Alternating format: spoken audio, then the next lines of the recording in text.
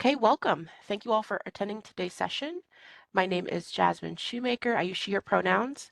I, along with my colleagues, Jolie and Lorraine Ojo Ohekwari, founded the UMBC Libraries AI and Privacy Symposium series. On the heels of the successful AI Privacy and Ethics Symposium of April 2024, we are back with a new iteration. This fall's title is Exploring the Gadgets and Gizmos in Your AI Toolkit. This semester, our speakers will highlight various topics ranging from Google Gemini and its integration into UMBC platforms to the broader legal implications of using generative AI and much more. We were intentional with the selection of our speakers, remaining mindful to include librarians, teaching faculty, and students from diverse backgrounds. Although this platform is not an endorsement of specific AI tools, we wish to create an open forum for attendees to learn and interact with the ever-evolving and impactful topic.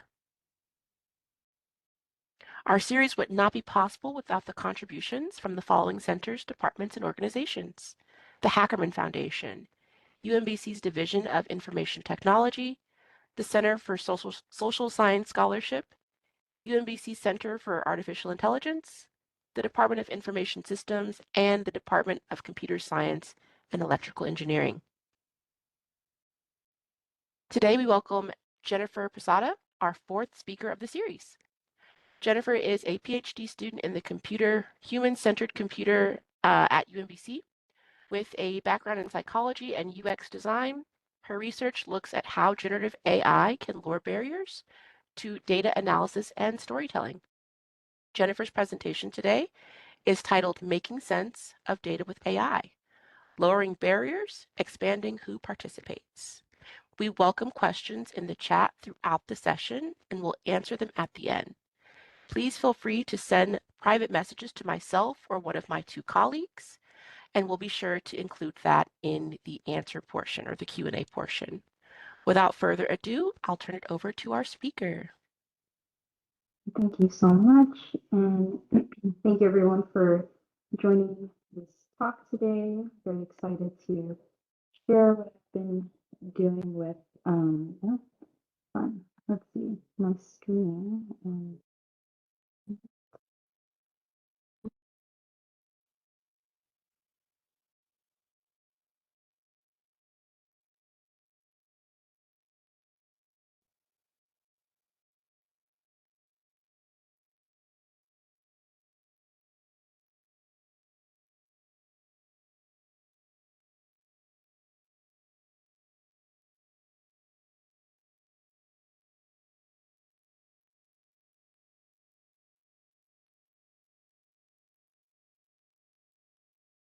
Hmm.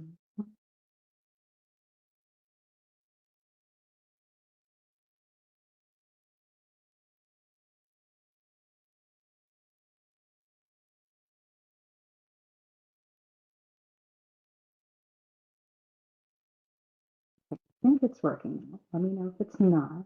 Yes. Awesome. Great. Okay, so yeah, welcome to my talk. I will be discussing how AI has been able to lower barriers and its potential for expanding who participates in data analysis and exploration. So, a bit about me. I am a PhD student in the Human-Centered Computing program at UMBC. I have a BA in psychology and also the master's in human-centered computing, which involves human-computer interaction. And all these fields here, you can kind of see how they're interconnected. There's stuff from computer science for the automation AI and subfields of HCI, including personal informatics. And I am kind of interested in the intersection of all of these. I focus on how we can design accessible PI systems to help make sense of complex or messy data. And I also want to understand how we can reduce the barriers that come up in the process. So yeah, I'm interested in how AI and automation and customized input methods can enhance data collection and sense making. I want to empower users to create clear and compelling data stories and engage meaningfully with their data. So in this talk, I'll go over how I leverage GPT for cleaning and exploring my personal informatics data for my research and what it means for working with data and the design of the future tools that we work with. And oh, hi, Dr. Alonso. Definitely excited to see her here as well. She's seen my trajectory since psychology to now. But yeah, so this work was inspired by an experience I had using wearables for electrodermal activity tracking back in 2023. So we were working on a project for biosignal sharing between students, and I wanted to visualize the data that I collected. Basically, I wanted an artifact to refer to that used like real data. So I could put myself in the shoes of the students and think about how they might interact with their visualized data in our app design. And I wanted to see what visualizations would be most useful for them. Now, the problem was that I had to clean this data.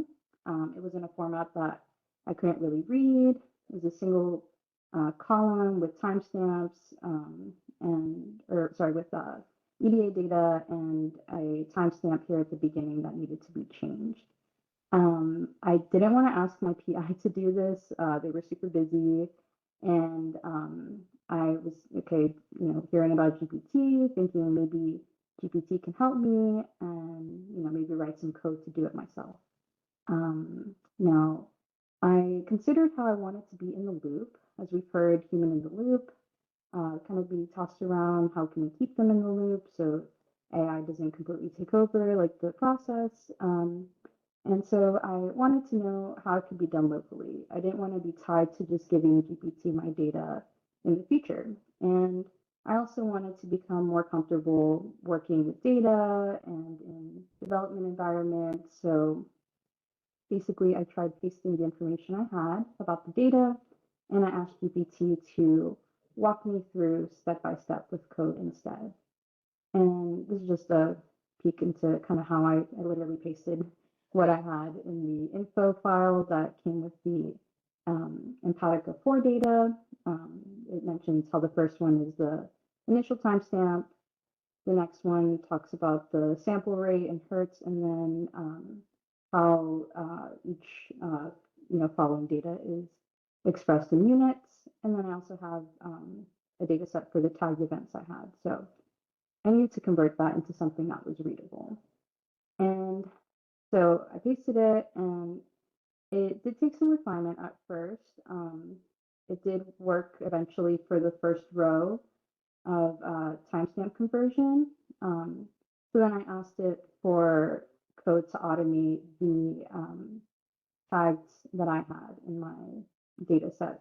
It was kind of a semi-automated approach. I still kind of wanted to be in the loop. I could have just pasted this into GPT probably, but again, I wanted to be in the loop and see, how I can maybe learn or still do some of the process. So after I finished converting the tags, I decided to use Excel instead of Sheets, or sorry, Excel instead of coding for the resampling part. It took too much refinement, so as you can see here, I'm just like, I'm entering this in Excel actually, and it was able to, help me do that. It was still helpful. I eventually was able to get to the visualization portion, and GPT was also able to help me with that. I told them, I told GPT what I was trying to do. With the data and where I wanted to visualize it, Tableau.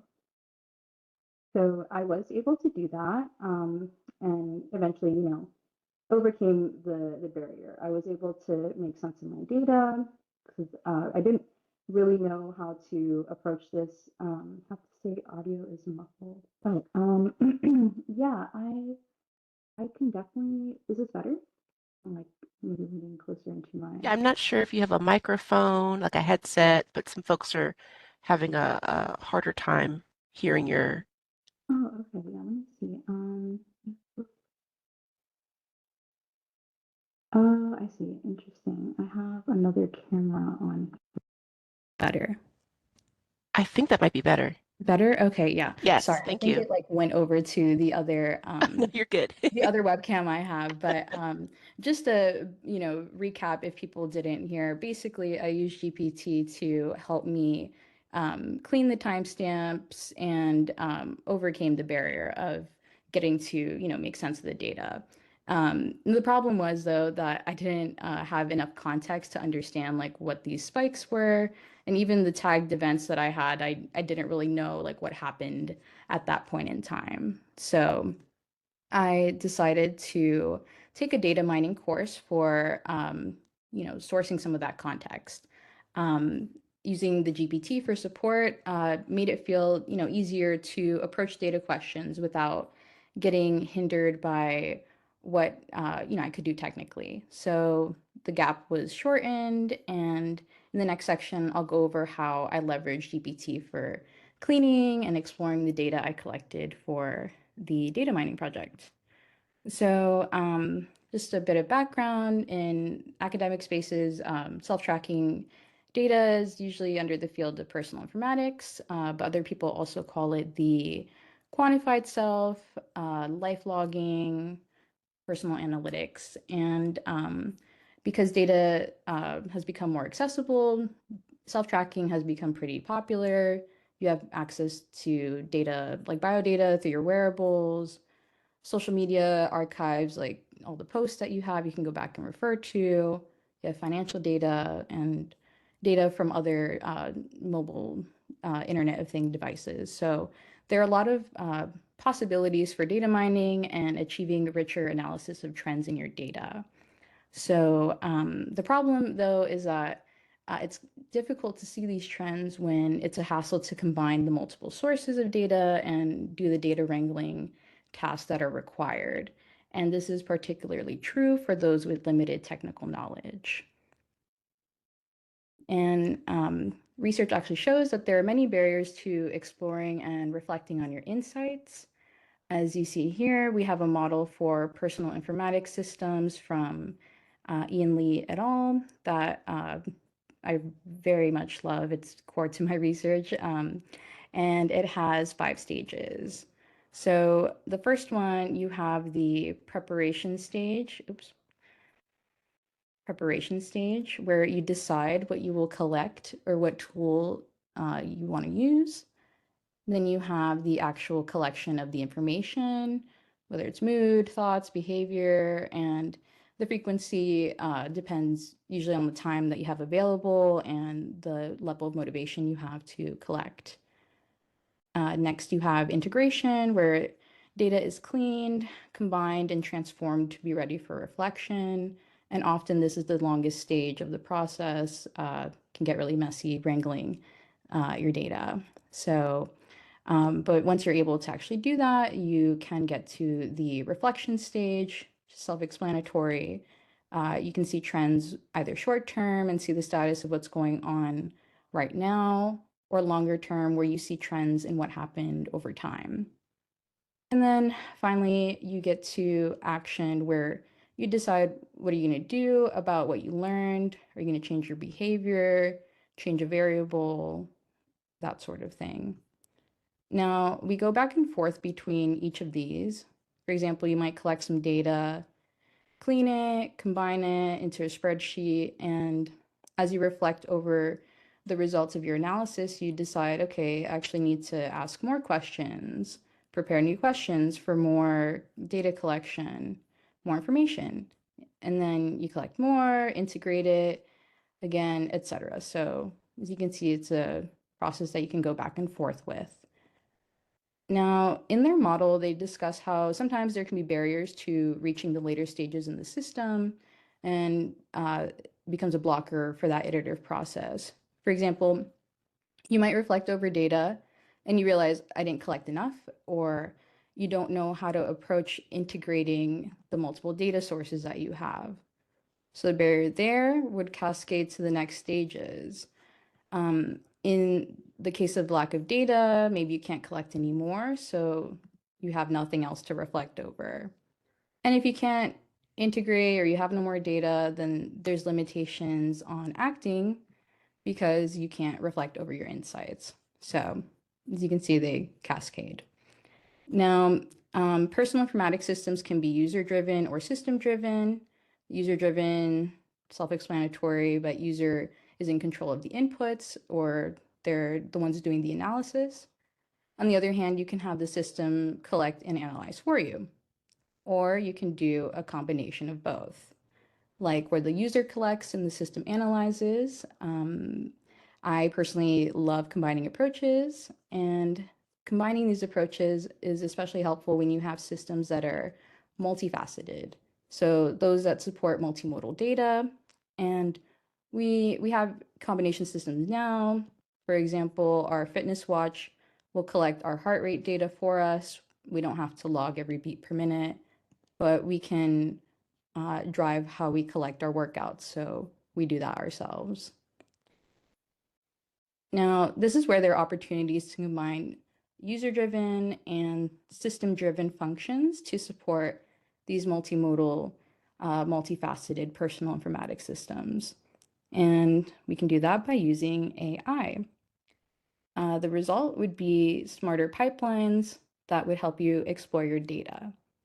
Now, over the past year, I've increasingly integrated ChatGPT into my research workflow, specifically for these integration tasks and some reflection tasks.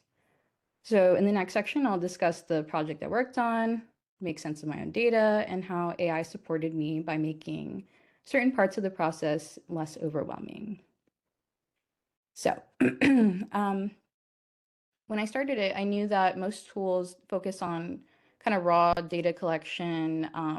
They give you the raw data, but they don't really give you help to process it like yourself beyond what the app offers. Fitbit, for example, like has the different charts and stuff that you can look at, but you can also download your own raw data, but they don't really tell you what to do with it. So I was motivated to collect data around symptoms to see potential patterns, and with the goal of gaining insights for changing behavior and also informing design of accessible tools.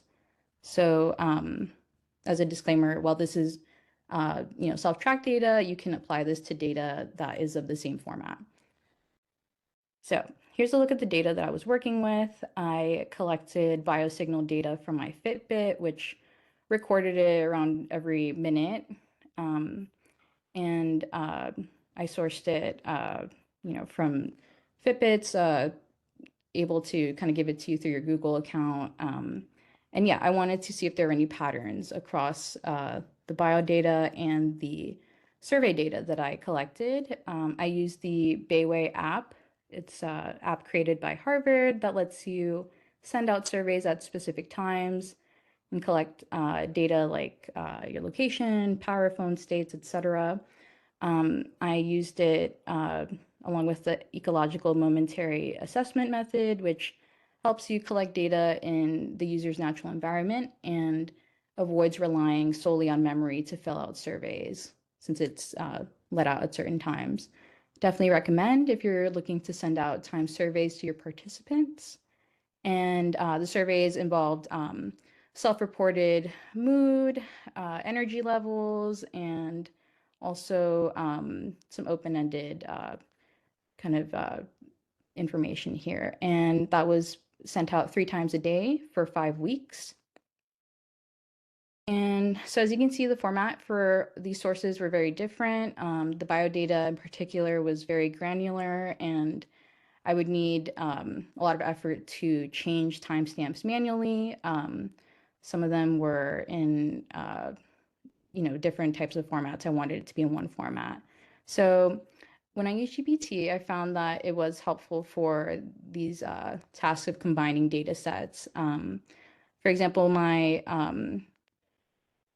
EDA data was collected monthly, or maybe like every 2-3 weeks, it looks like. There's a new file. And then the heart rate has a file for about every day. And yeah, it was able to do that. I asked it, can I get some code to combine files in the folder first before converting to timestamp? And yeah, I was able to get some clean data tables to work with. And same thing with the Bayway data. There were a lot of files that were given. They give you a CSV file for each survey that you've taken. So 3 surveys a day across multiple questions for 5 weeks means a lot of files to combine. And yeah, it was able to do that. This is a data set combined for each type of open-ended response, and it put it into a single data set to work with. So that was very helpful. And in addition, I got some information about how to account for missing surveys, etc. So um, not only helping with like the actual integrating of the spreadsheets, but also kind of helping me decide like how do I deal with missing data. Um, Now, I also used it for survey summarization, classifying text data, and at first it was not that great at classifying, as you can see here. I first kind of got iterations that didn't make sense. We talk about meeting with my advisor and stuff, and it labels it as that, which I feel like not accurate. And so I iterated again by taking out labels like surprise and disgust, and still not great, still labels it that way. Um, so I was like, okay, it's not going to be meaningful for maybe what I wanted to. If I wanted to do some type of thematic coding with my data in the future, maybe it's not going to work. And then I also asked it to kind of do word frequency. It helped me uh, tokenize the text and then visualize it. So another use case of where it helped me kind of make sense of the data, the open-ended data that I had. Now, as a side note, this was, at the time, 2024, it didn't really give me great results. But I tried it again recently with the new agentic model, and I was able to get an output that classified most of the entries in a way that I felt was, satisfactory. It took around 7 iterations and around 3 hours. And just again, I don't know how to do this like, manually myself. So to be able to do that in such a short amount of time was actually really exciting. I was able to see things like these sentences that had given me issues initially. As you can see, they're kind of they have conflicting emotions. You have excited, but also disappointed. So a lot of, sentences that have two different emotions. And by the last iteration, I felt that it was able to classify, again, most of them, there was only one that I felt was, maybe a little bit off. So compared to last year, I feel like that was a good result. Now, and this enabled some more complex sense making. I realized that most of mine were stress or anxiety related, and that actually falls in line with research around like what people typically track or remember to track. It's sometimes more negative, events than positive ones. We don't really remember to track when things are good. So, yeah. Now, during the iteration process, you may still need some domain knowledge. For example, for the emotion classification, if you don't have kind of psych knowledge or background, or even like the data analysis background, you can still get some from GPT explaining why certain, packages are used by others, and it'll give you links to um, their evidence, quote unquote. And so I think this is great for, kind of telling you things like Plutchik's emotional wheel and the libraries that implement it.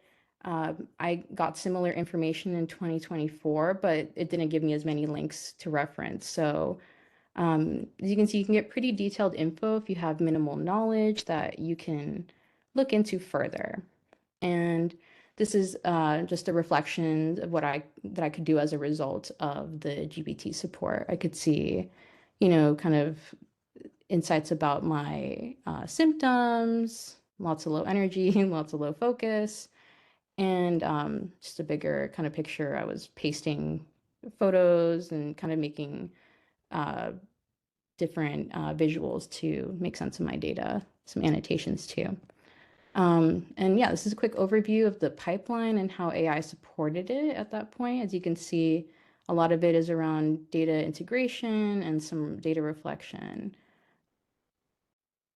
So there's potential for transforming the researcher role and um, increasing access.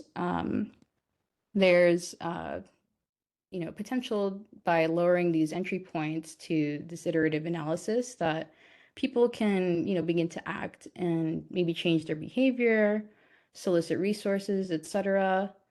Um, for example, solar researchers who are working on interdisciplinary problems, they might have minimal funding for technical assistance to process their survey data, open-ended text like I did. There's also potential for neurodiverse researchers who want to iterate quickly.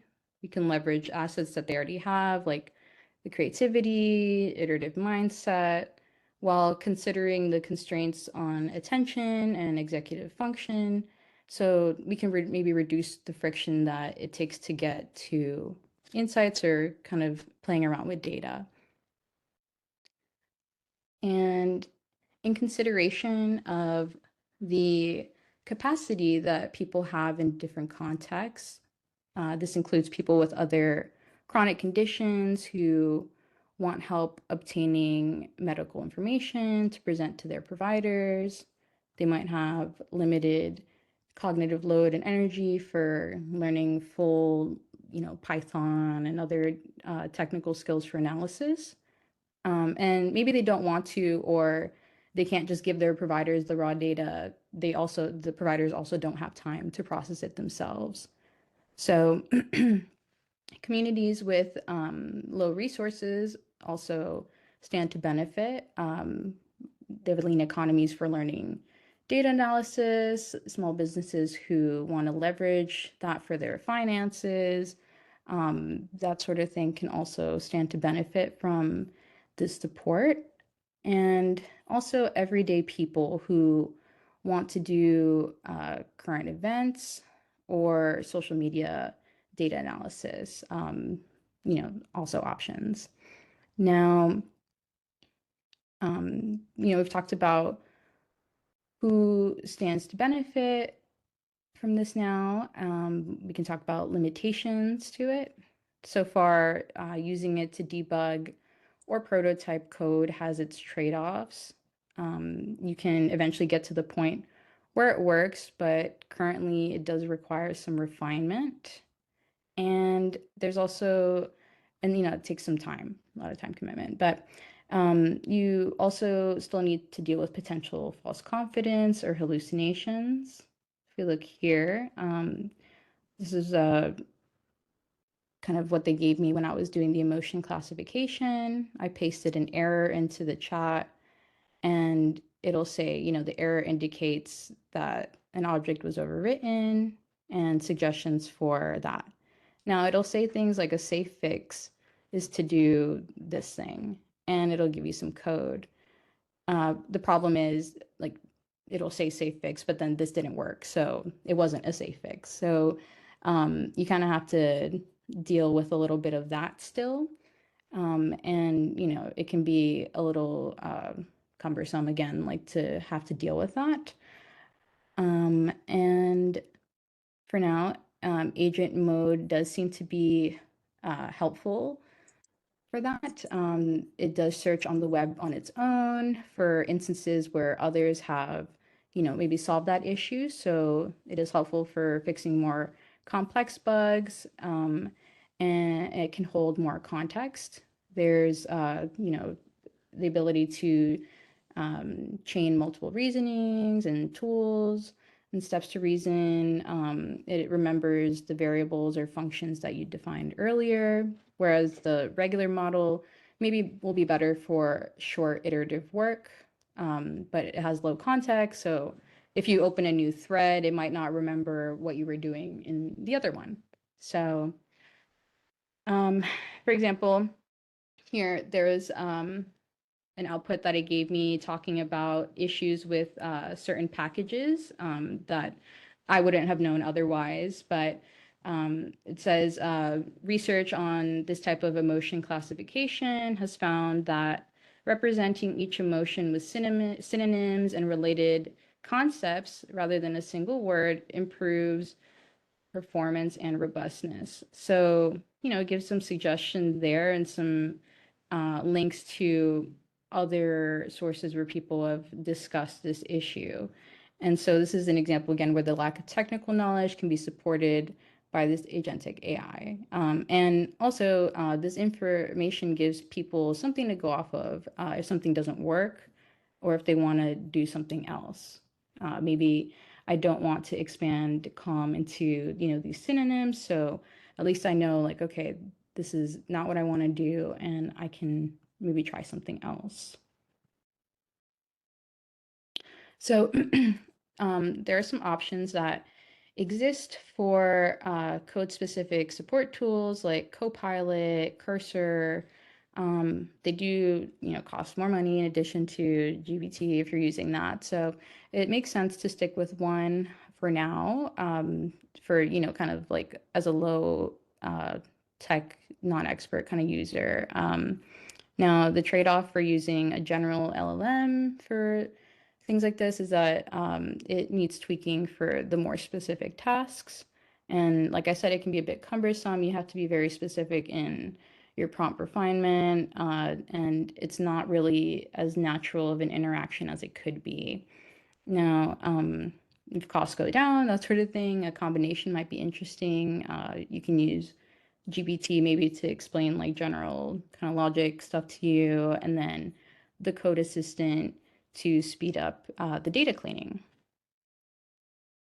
So, thinking about how this can be improved in the future, I was thinking about kind of design implications for these non-expert AI tools, what it means to be a data analyst with AI support, and what skills might matter going forward. So, like I said, it's really cumbersome to debug given the current state of the interface. If it hallucinates and you want to go back to pre-hallucination, it can get messy following the flow and referencing the past information it gave you because you have to keep scrolling back and forth, and that's a nightmare for memorability and that sort of thing. So there are opportunities to make this information more visible, memorable, and provide feedback to users. We can do things like shift from the linear format to a more dynamic or free form kind of setting for troubleshooting. Better chat organization would be helpful as well. We could have maybe all the supplemental information that he gave you about like different packages and why people might use them. That could be in one section, maybe summarized by AI itself. Another area where your code history is, and they do have that right now. But yeah, this could just kind of build off of that, have more of like a centralized location for all the code that you've written and like the tips that were associated with that. And then finally, maybe having points where it shows like split, like, okay, this didn't work, like, let me try something else, so that you can get an understanding of how your process went throughout each iteration, in case you want to, write about it in your methods or anything like that. So this describe the use. Oh yeah, sure. And then for vibe coding, that's kind of a popular thing people are talking about now. This is kind of essentially like an application of that, but just for data analysis.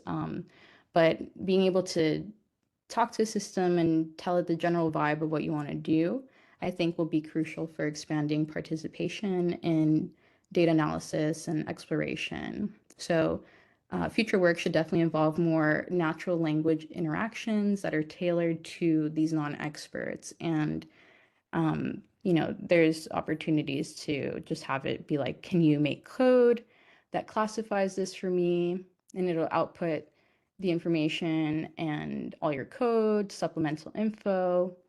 And, you can then package sentiment analysis scripts for yourself that you can then upload your own data and continue to do that, making it reusable. And again, by doing that, you can run that package locally, privately, if you're working with any data that you don't necessarily want to just paste into GPT. And, you can also share that. So yeah, the tasks that I think would be kind of interesting would be, yeah, the emotion classification. So with that in mind, I'm sure many are curious about what that means for the role of the data analyst.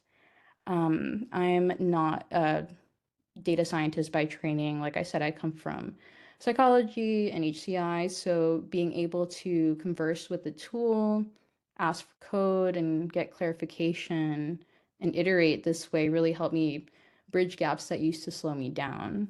But it also raised new questions like what is being outsourced? Is this something I should still learn how to do? Can I still learn with AI in loop? And how much of my analysis is shaped by what the code tells me to notice first or work on first? So, when it comes to what generative AI or AI can empower, but shouldn't replace, I think AI can empower us by supporting the technical skills we don't have. However, I don't think it should completely replace data analysis training. I think it's still important to know conceptually what you're doing, like at a high level. I foresee us using this as kind of how we did with calculators. We will learn how to maybe plug in formulas or prompts and be able to do that sort of analysis. So, kind of an abstraction of like what we used to do. Um, Now, it also, shouldn't replace the critical thinking we have to do when engaging with our data. Only we know what it means for us and what it could mean for our audience if we choose to present it to others. And I think these are likely the skills that will matter most as AI increases access to data analysis. So basically, it's like now you have all these insights. What are you going to do with them? And this kind of figuring out what to do with your insights isn't still a non-trivial process where humans are needed in the loop. When you communicate your insights, it requires consideration for what you want to communicate and who you're addressing, and understanding, what the audience cares about most.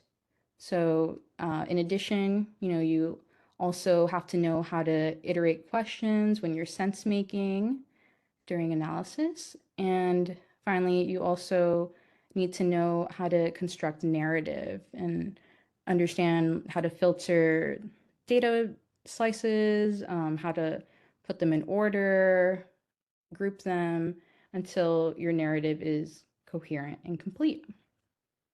And there are also opportunities here for AI as well.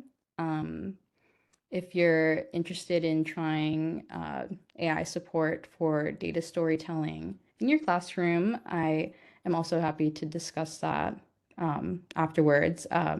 It's a tool I'm supporting development on with my advisor, Dr. Karen Chen, and our team at University of Alabama. And yeah, it's gonna kind of help people who struggle with the narrative construction process, whether it's kind of figuring out like, templates that people might want to use to present their data. Lots of opportunities for scaffolding this process with AI. And the last thoughts I wanted to share were as we move forward, I want to emphasize that AI, it opens up possibilities to support non-experts. And these tools can, lower the barriers to exploring data and can redefine like who gets to be a data analyst. Now, however, we still need to stay engaged in the process and consider the limitations of AI and think critically about where we can contribute the most, whether that's knowing our audience and deciding, why the data matters to begin with. And, even there, AI has growing potential to support those narratives by offering the feedback and scaffolding how to communicate. But again, you'll still be in the loop and, kind of determining like what's important right now. And so the future of AI isn't replacing analysts, but rather broadening who gets to participate in data analysis. And yeah, that is my talk. Thank you so much for um, listening, and I'm happy to take any questions. I know I'm a little bit early, but hoping we have a good discussion. Great. Thank you so much, Jen. Mhm. I see some applause in the chat for you. We did have a few questions come in the chat and then via DM. So if you wouldn't mind, we can just jump right in if that's okay with you. Yeah, sure. Let's So the see. first, yeah, the first question I have, I'm wondering if you do any validation processes to confirm that the analysis done by ChatGPT is accurately classifying qualitative data. Essentially any inter-rater reliability with ChatGPT results versus human classifying. Similarly, if having ChatGPT doing quantitative analysis of CSV files, do you have validation checks on its calculations? In my tests, I found some errors or missed cells, in parentheses hallucinations, can occur, which is concerning. Yeah, for sure. And yeah, I think that also mirrors kind of like what I experienced as well. I think that as far as validating the qualitative data, since it was my own personal data, there is, I mean, I wasn't going to validate with other people, but I think for, just general use data for other people, I think that it is still important to have, the human in the loop in that aspect to confirm. I think that it does provide a starting point, like, it does most of it. And then that way we can kind of go in and just like fix the mistakes versus, doing it all ourselves, that sort of thing. So I think, yeah, there's still, you still need to consider like, the validation process and make sure that you can still, make sure that that's correct. So yeah, I think it really just supports kind of like the time. That it takes to do that. But yeah, it is not something you should just like solely rely on. Great, thank you. Mhm. Hi, Jennifer. Thank you again for your awesome presentation. The next question we have is, I have a question about how to describe the use of LLM in your methodology section. This might be pertaining to publication or papers, I believe. Yeah, yeah. So I think the context I had mentioned it in was how difficult it is, like in the current interface, to kind of see the flow of like the process that you did. You have to keep scrolling, that sort of thing. But yeah, I think definitely. Sorry, I got distracted by the question. I think definitely you want to.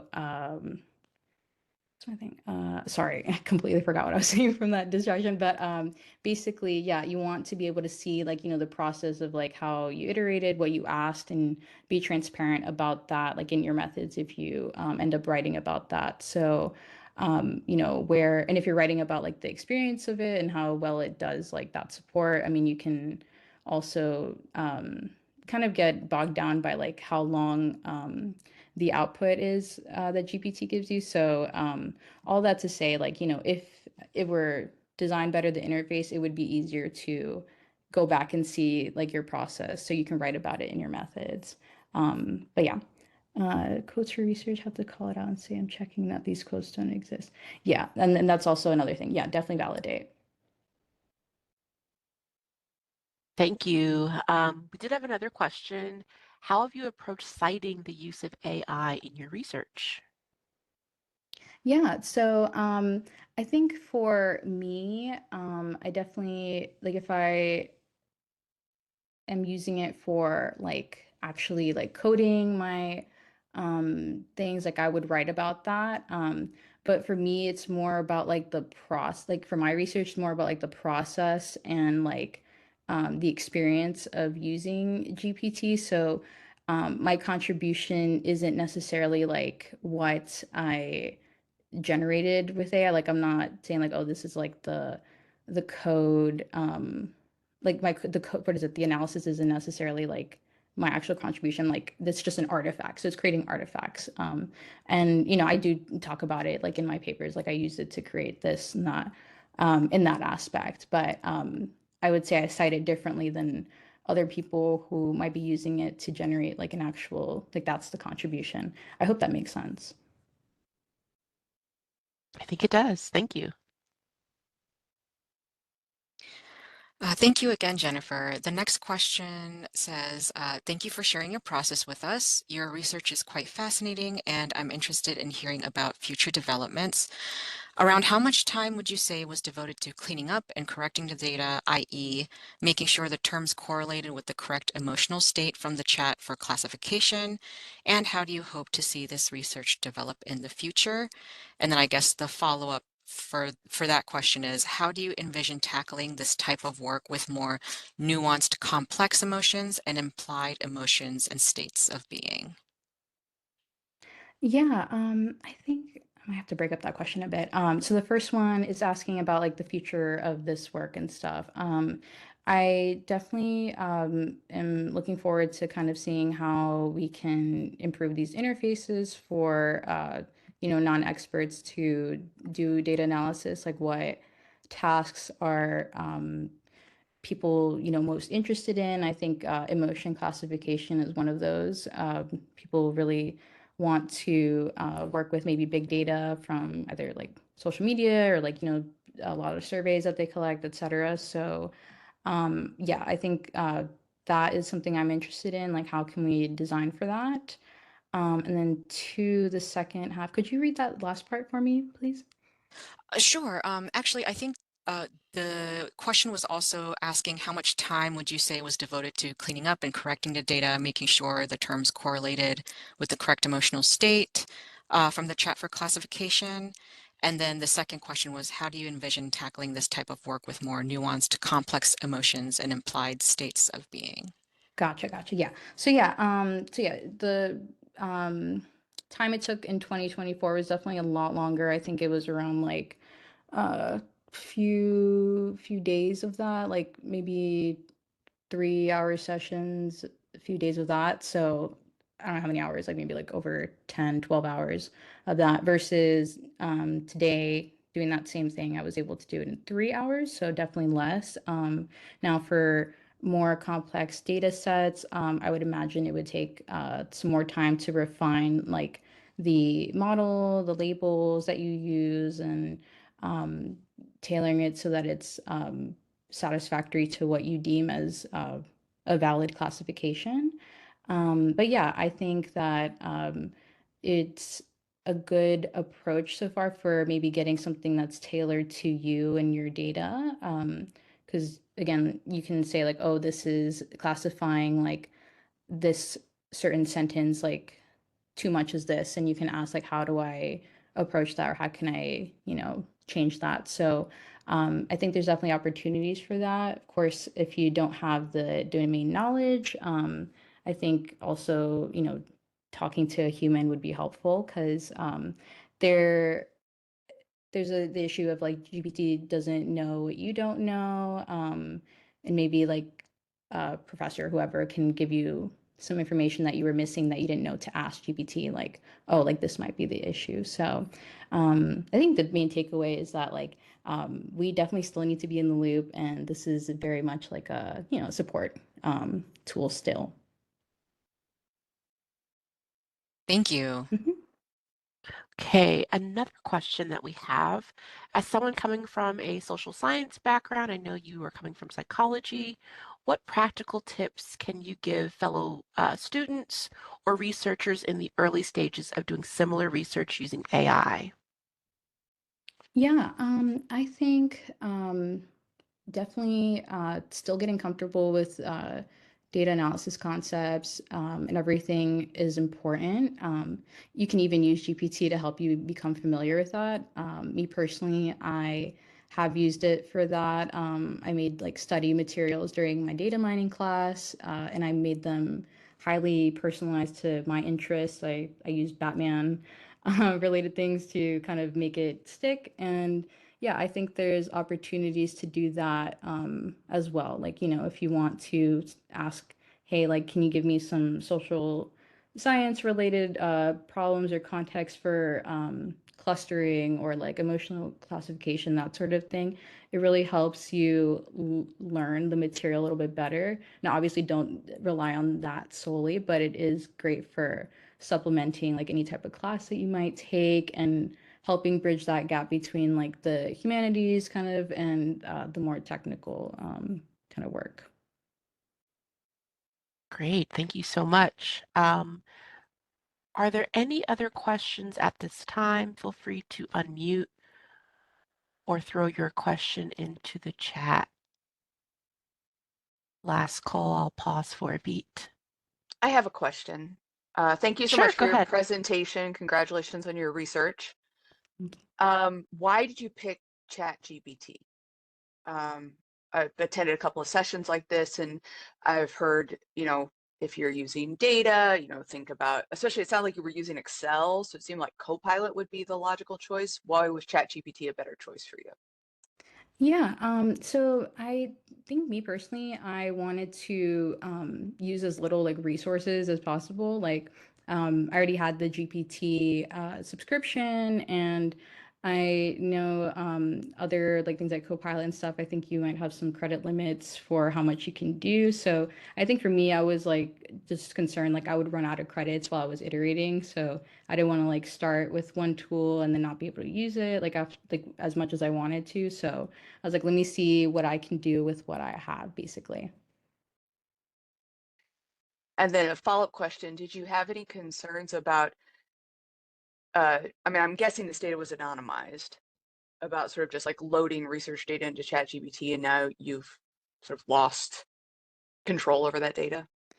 Yeah, no, so that was also like my concern. Like I didn't want to just like paste my data into, especially my open-ended data, because I was like, I'd rather not have GPT know like what I'm anxious about. I don't know. At the time, I was like, maybe not. But so I did want to approach it kind of like having it support me do this locally, and do the code or just kind of ask questions in like a general sense that I de-identified the data for it. So yeah, I don't know if that answers your question.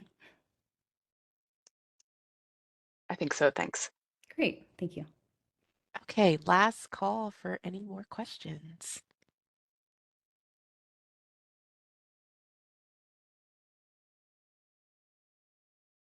All right. Thank you all for attending today's session. We will be getting out the recording to you as soon as